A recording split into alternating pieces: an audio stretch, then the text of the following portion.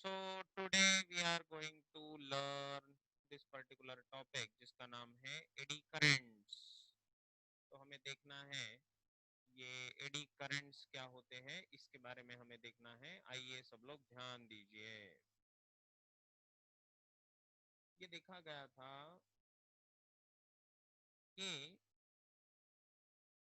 जब कोई भी कोई भी पार्ट होता है, जैसे मशीन्स के, इलेक्ट्रॉनिक इक्विपमेंट्स के जो पार्ट्स होते हैं वो जनरली गर्म हो जाते हैं, उनमें हीट आ जाती है, हीट बढ़ जाती है उनकी। तो ये देखा गया था कि ये हीट क्यों बढ़ती है आखिर। तो हीट बढ़ने का जो रीजन है तो वो है एडी करंट्स। तो ये एडी करंट्स क्या है, इनको पहले हमें समझना पड़ेगा कि आखिर ये एडी करंट्स क्या है।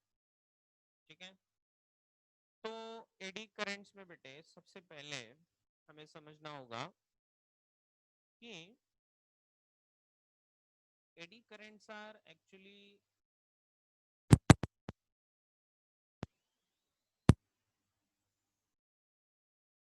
एडी करंट जो है, तो eddy currents are produced due to the change in magnetic flux in the given substance। किसी भी आयरन सब्सटेंस का जो मशीन का पार्ट होता है उसमें मैग्नेटिक फ्लक्स जब बदलता है तो मैग्नेटिक फ्लक्स बदलने के कारण उसमें करंट इंड्यूस होता है।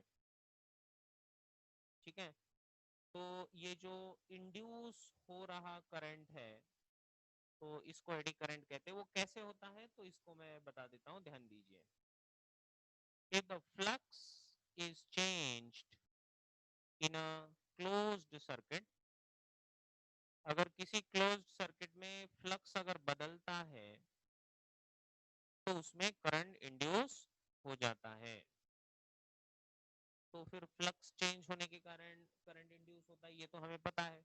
लेकिन वो कॉइल में हमने देखा था अब तक, है ना, हमने इसको कॉइल में देखा था, लेकिन हमने इसको अभी तक किसी मशीन पार्ट में ऐसे स्पेसिफिकली नहीं देखा, राइट।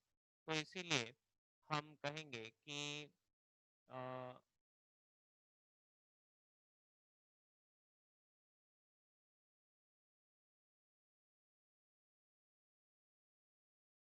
अरे ये आवाज का प्रॉब्लम ही है आज, पता नहीं।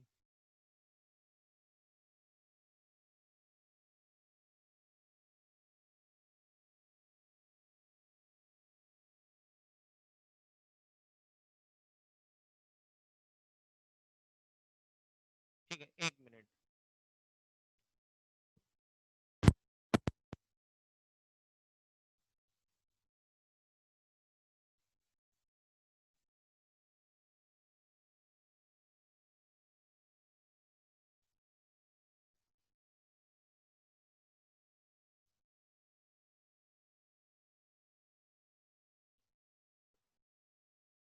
Rate of change of magnetic flux is the induced EMF, ये हमने अब तक देखा है। तो देखिए एडी करंट्स क्यों प्रोड्यूस होते हैं। एडी करंट्स अगर क्लोज्ड सर्किट नहीं है, अगर क्लोज्ड सर्किट नहीं है, उसकी जगह पर क्या है बेटा, उसकी जगह पर या तो मेटल प्लेट है या फिर डिस्क अगर है, इस तरह से ये मेटल प्लेट या डिस्क अगर है, और उस मेटल प्लेट या डिस्क का मैग्नेटिक फ्लक्स अगर बदला तो उसके कारण उस मेटल प्लेट में या उस डिस्क में क्या हो जाएगा, ईएमएफ इंड्यूस होना ही होना है। उसमें क्या इंड्यूस होना है, ईएमएफ को इंड्यूस होना है। और जहां पर इंड्यूस हुआ ईएमएफ तो वो करंट के फॉर्म में आएगा, उसमें करंट सेटअप हो जाएगा। और अगर उसमें करंट सेटअप हो गया तो उसके कारण क्या होगा बेटे, तो उसके कारण हीटिंग होगा, है ना। तो जूल्स लॉ मतलब क्या है, जूल्स लॉ कुछ नहीं है, हीट इंड्यूस होती है, करंट प्रोड्यूसेस हीट, हमें ये पता है, heat is produced by the current, yes और नो। तो H is equals to I square RT वाला फॉर्मूला आपको पता होगा, the heat produced in the given circuit, H is equals to I square RT, ठीक है। So this is the particular formula जिससे हम इसको समझ सकते हैं। तो बेटे उसके कारण हीट अप हो जाता है, ये हीट हो जाता है, और इस तरह से eddy currents produce heat in the metal plate और डिस्क के अंदर, ये हीट को प्रोड्यूस करते हैं। So very good. ये सर्कुलर करंट्स होते हैं, ये ध्यान रखना होगा कि these are also called as circular currents, क्योंकि ये सर्कुलर टाइप में घूमते हैं, गोल गोल गोल गोल। ऑलराइट, तो अब हम आगे बढ़े। लिख लिया आपने?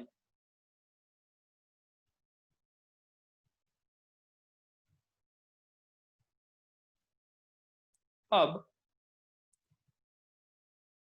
a flat conducting plate of aluminum or copper is oscillated through a magnetic field B acting perpendicular to the plane of the paper and directed inward as shown in the figure। तो वो जो पहला figure था उसमें हमने उसको oscillate किया था, और फिर नीचे बोला है कि direction of eddy currents is such that it compensates the increasing flux. Increasing flux को वो डिक्रीज करने का ट्राई करता है, ये हमें पता है ना। ये किसके लॉ के अनुसार? लेंज लॉ के अनुसार, right. So this is according to the Lenz law. So according to Lenz law हम कह सकते हैं कि एडी करंट्स जो प्रोड्यूस हुए इसमें, so these eddy currents flux को, अगर फ्लक्स इंक्रीज हो रहा है तो उसको डिक्रीज कर देंगे, अगर फ्लक्स डिक्रीज हो रहा है तो उसको इंक्रीज कर देंगे, है ना। तो लेंज लॉ क्या है कि करंट इस तरह से प्रोड्यूस हो जाएगा, current is produced to oppose, किसको अपोज करेगा? To oppose the flux, change in flux, ठीक है। फ्लक्स में जो चेंज हो रहा है उसको वो अपोज करेगा हमेशा। मतलब अगर फ्लक्स बढ़ रहा है तो वो उसको घटाएगा, अगर वो घट रहा है तो वो उसको बढ़ाएगा। क्यों जी, समझ में आया? इस तरह, right. So accordingly when metal plate enters the field, the direction of eddies मतलब eddy currents are counter clockwise, right। so eddy current का जो डायरेक्शन रहेगा वो एंटी क्लॉकवाइज रहेगा, ठीक है। कैसे? बहुत आसान सी बात है कि जब ये आपकी मैग्नेटिक फील्ड ऐसी रहेगी, ये देखो, ये आपकी मैग्नेटिक फील्ड है इनटू द पेपर, है ना। This is magnetic field B, और ये मेटल प्लेट जो थी आपकी, ये मेटल प्लेट ऐसे अंदर जा रही थी, ऑसिलेट कर रही है ना, ये ऐसे ऑसिलेट कर रही है बेटे, यस और नो। तो इस तरह से जब ये ऑसिलेट करेगी, जब अंदर जाएगी, तब इसका फ्लक्स इंक्रीज हो रहा है, flux is increasing, flux is increasing. तो जब फ्लक्स इंक्रीजिंग रहेगा तो हम कह सकते हैं कि current should be produced in such a way to decrease the flux. तो बाहर आने वाला इलेक्ट्रिक फील्ड मतलब मैग्नेटिक फील्ड इसको प्रोड्यूस करना है, बाहर आने वाला। तो बाहर आने वाला मैग्नेटिक फील्ड प्रोड्यूस करने के लिए हमें कौन सी दिशा में जाना होगा? वो नॉर्थ बनाएगा, नॉर्थ पोल मतलब बाहर आने वाला।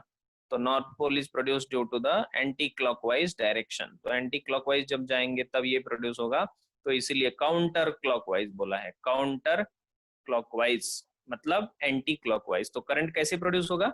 एंटी क्लॉकवाइज प्रोड्यूस होगा। ये समझा सबको?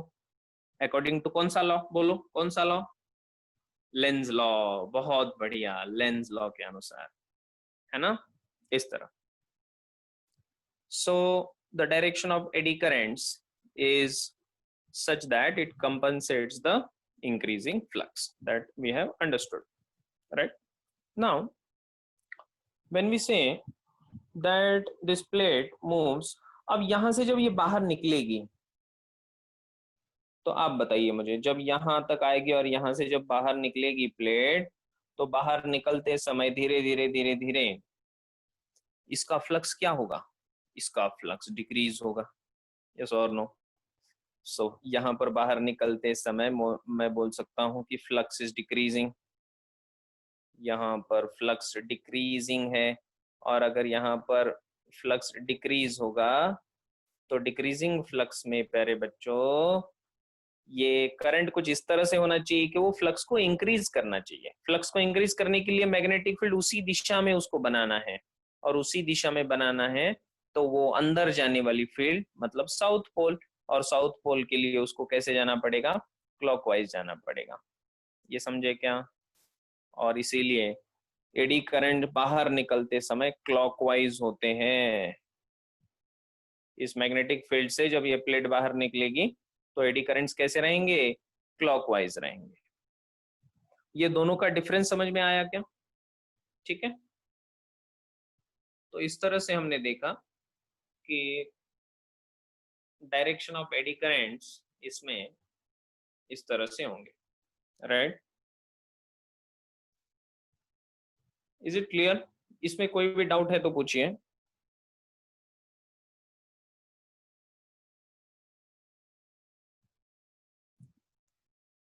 और दूसरी चीज की आपकी आवाज मुझ तक नहीं पहुंच रही है।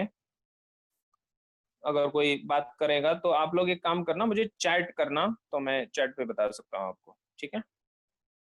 चलिए आगे बढ़ते हैं। तो ये तो क्लियर हो गया है ना?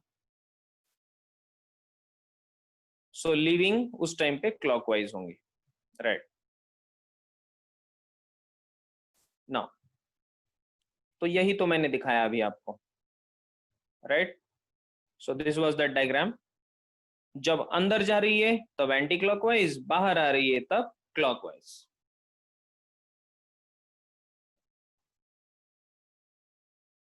ठीक है जी?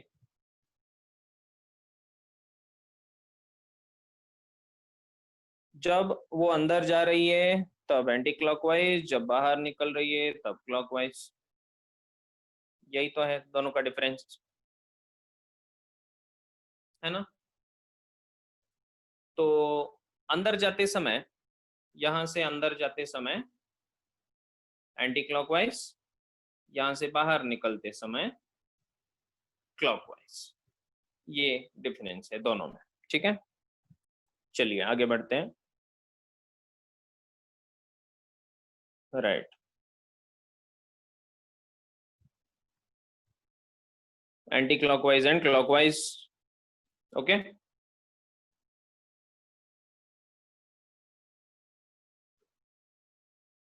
हाँ, अब ये इंपॉर्टेंट चीज है। In either case the force on the plate is opposite to the velocity and eventually the plate comes to rest.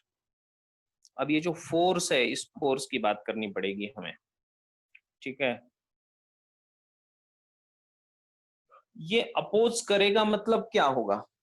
ये अपोज करेगा मतलब बेटे यहाँ पर इसको अपोजिट दिशा में फोर्स लगेगा ना, ये एफ बी, ये एफ बी फोर्स इस दिशा में लग रहा है, राइट? तो ये अंदर जा रहा है प्लेट, तो फोर्स इसको बाहर धक्का दे रहा है। और इस साइड में यहाँ पर अगर देखा जाए तो यहाँ पर ये बाहर निकलने का ट्राई करेगा और फोर्स अपोजिट में इसके ऊपर लग जाएगा, है ना?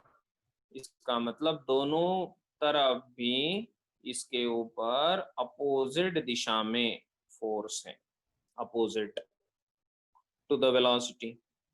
और जब फोर्स अपोजिट टू वेलोसिटी होगा तो क्या होगा, उसका रिटार्डेशन होगा, है ना। So there is a retardation.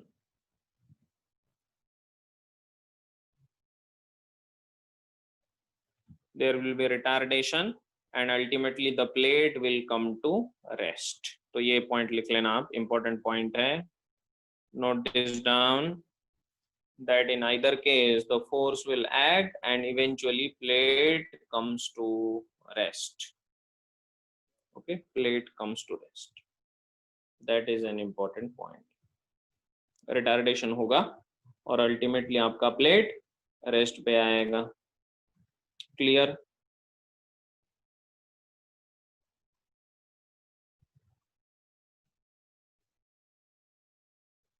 तो इस तरह से ये प्लेट में एडी करंट्स प्रोड्यूस होंगे, है ना।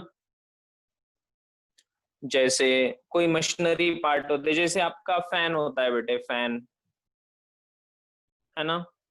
तो फैन में क्या हो जाता है, फैन में जो कॉइल होता है तो वो गोल गोल गोल गोल घूम रहा है, उसके अंदर जो इलेक्ट्रिक करंट है उसके अंदर ये कॉइल गोल गोल घूम रही है। तो जब ये इस तरह से घूमता है तो घूमते घूमते घूमते इसका फ्लक्स बदलता है। क्या बदलता है? फ्लक्स। और इसके अंदर जो आयरन का पीस है, जो मेटल का पीस है इसके अंदर, तो उसका फ्लक्स बदलने के कारण उसमें एडी करंट्स प्रोड्यूस हो जाती है ना। सो ये एडी करंट प्रोड्यूस होने से क्या होता है, एडी करंट प्रोड्यूस होने से इसका जो आयरन कोर है, this is the core, iron core, ठीक है। तो ये कोर गर्म हो जाता है, it heats up, it is due to the eddy currents. ये समझ में आया? फैन में ऐसा होता है, बहुत सारे इलेक्ट्रॉनिक इक्विपमेंट से में यही होता है, ठीक है। सो इसलिए वो चीजें गर्म हो जाती हैं। क्या ये समझ में आया? क्लियर है? अभी आगे बढ़े।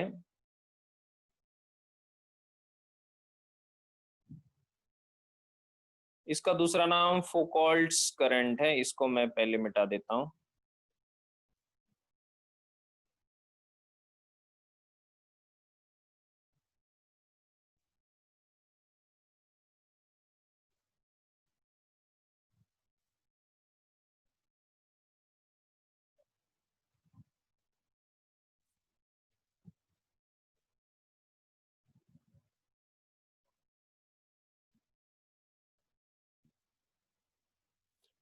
These induced currents are called eddy currents or Foucault's current. Foucault was the first to study the currents in 1895. So Foucault नाम का साइंटिस्ट था जिसने ये सब ढूंढा, ठीक है।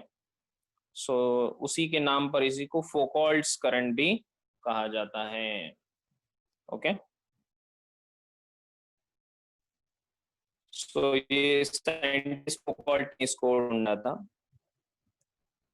The circulating currents set up in the bulk pieces of metal moving through the magnetic field are called eddy currents, ठीक है।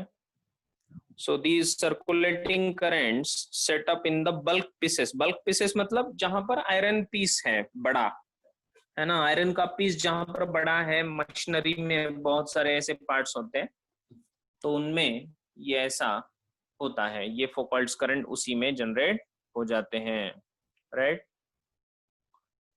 सो इसके जो प्रैक्टिकल एप्लीकेशंस है तो उसको मैं दिखा देता हूं। इसका पहला है damping effect of eddy currents has been put to use in the following. तो इसमें पहला होता है इसका इफेक्ट मैग्नेटिक ब्रेक। देखिए कैसे काम करता है, इसका पहला एप्लीकेशन है मैग्नेटिक ब्रेक्स। ये मैग्नेटिक ब्रेक्स क्या होते हैं बेटे, कि जैसे मान लो कि ये पहिया है, this is the wheel of the vehicle, ठीक है।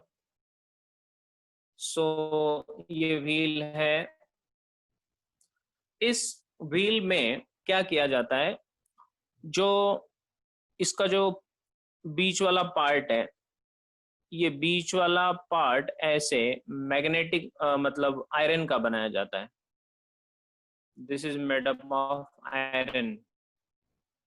ये आयरन का बनाने से क्या होता है, इसके बाजू में हम चेंजिंग मैग्नेटिक फील्ड लगा सकते हैं।